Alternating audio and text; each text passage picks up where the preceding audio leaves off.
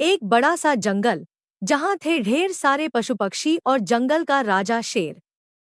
ऐसी कहानियां हर बच्चे के बचपन का हिस्सा हैं। दादी नानी से जंगल और शेर की कहानियां हर बच्चा रस लेकर सुनता रहा है। यही वजह है कि डिज्नी की 1994 में आई animated musical drama film The Lion King 90 के दशक के बच्चों की चहेती रही है। जबकि 2019 में इसका रीबूट वर्जन भारत में शाहरुख खान और उनके बेटे आर्यन खान की आवाज की जुगलबंदी के कारण चर्चा में रहा। अब इस क्लासिक फिल्म का prequel Mufasa the lion king पर्दे पर दस्तक दे रहा है।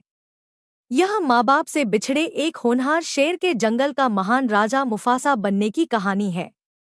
कभी बॉलीवुड के फेवरेट रहे लॉस्ट एंड फाउंड यानी मिलने बिछड़ने की थीम पर आधारित यह फिल्म मनमोहन देसाई और बी.आर. चोपड़ा की फिल्मों की याद दिलाती है, जिसमें emotion, drama, comedy, romance, action सारे रस मौजूद हैं।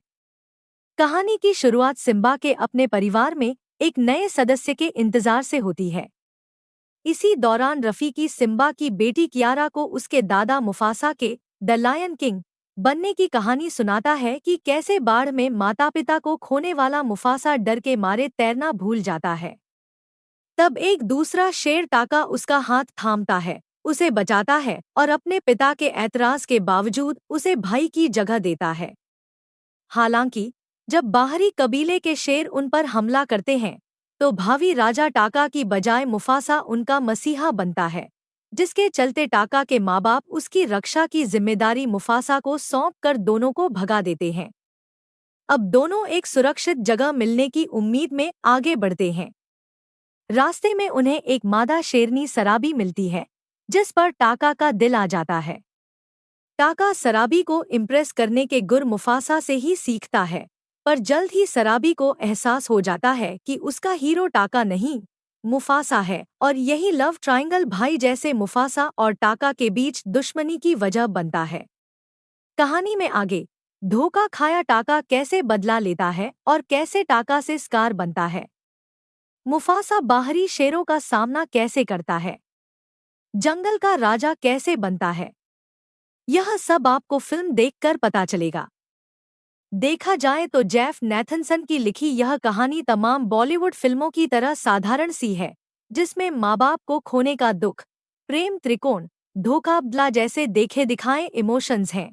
पर मूनलाइट के लिए ऑस्कर जीत चुके डायरेक्टर बैरी जेनकिंस ने जंगल की इस दुनिया को इतनी भव्यता और खूबसूरती से पर्दे पर रचा है कि आप उसमें खो जाते हैं। अपने लॉन्ग शॉट्स के जरिए बैरी दर्शकों को याद रखने लायक विजुअल ट्रीट देते हैं।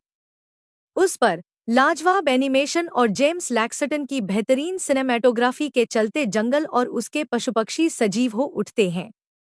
हिंदी वर्जन में किंग खान शाहरुख की आवाज ने किंग मुफासा में रूह डाल दी है। रोमांटिक और इमोशनल सीन्स में शाहरुख की आवाज कमाल का असर करती है। टाका की आवाज बने मियांग चैंग और रफीकी को आवाज देने वाले मकरंद देशपांडे ने भी उम्दा काम किया है।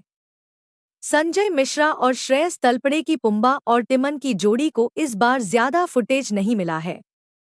इसी तरह आर्यन खान और अबराम खान के हिस्से भी कम ही डायलॉग आए हैं। फिल्म की एक कमजोरी इसका म्यूजिक है। एक म्यूजिकल फिल्म होने के बावजूद गाने प्रभाव नहीं छोड़ पाते। फिर भी आदर्शों, मूल्यों और उम्मीदों की बात करती यह फिल्म बच्चों के साथ देखी जानी चाहिए। क्यों देखें? The lion king, Simba, Mufasa, Scar जैसे किरदारों से प्यार है, नॉस्टैल्जिया को जीना चाहते हैं, या बच्चों को आदर्शों और उम्मीदों की बात करने वाली पारिवारिक फिल्म दिखाना चाहते हैं, तो मुफासा द लायन किंग देख सकते हैं।